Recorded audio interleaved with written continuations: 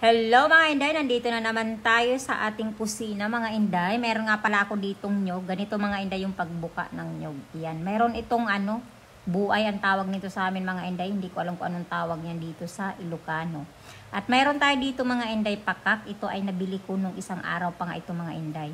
At hindi ko pa nga ito nagagataan mga inday dahil nga sa kabisi-bisihan ni inday araw-araw. Ayan, habang nga binabalatan natin to mga inday yung ating pakak ay naglalaba ako dito.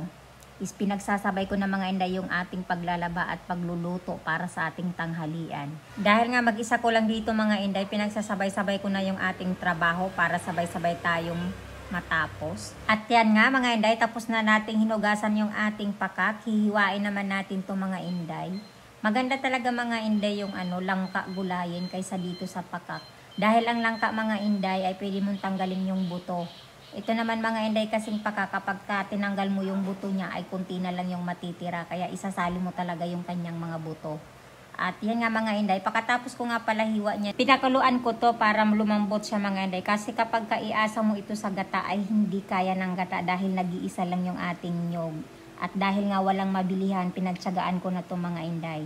Ayan, pinigaan na natin yung ating nyog na kinudkod. Unang piga pa lang yan mga inday. Itatabi na natin dyan para yun yung panghuli nating ilalagay sa ating pakak.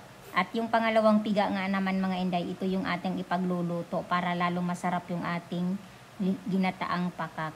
Ayan, ilalagay lang natin dito yung pinakuluang kong pakak at ilalagay naman natin dito yung pangalawang gata.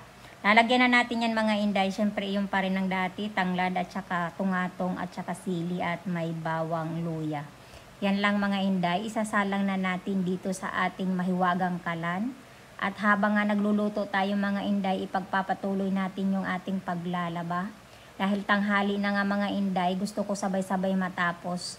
Ayan na pagkadami kong labahan nga mga inday.